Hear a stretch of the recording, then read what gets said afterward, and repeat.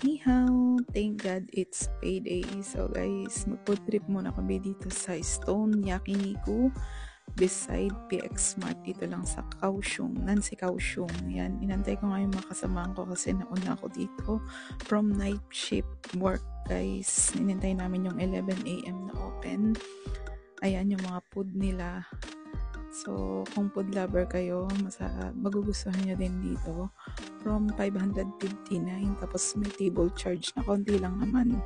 So, tikman nyo tong sushi. Masarap to, guys. So, yan nga yung una kong tinikman. So, busog agad. So, dapat pala hindi heavy meal. Tapos, umuna na rin ako ng Agenda's ice cream. Medyo pricey yan, di ba? And then, yung magsaserve ng food nyo, yung main dish nyo is yung mga robot na. So, magko-QR code lang kayo. And then, i-deliver na yung mga like fork beef. Yan, yung mga main dish nila. Ayan, nag-enjoy nga kami dito, guys. Ang sarap ng kain namin. May barbecue tapos may soup din. So, kayo na magtitimpla kung ano yung panlasa nyo. So, group picture muna kami niyan. Yun lang, guys. Overall, na-enjoy namin ang pagkain dito. So, yun lang, guys. Salamat. Enjoy your meal.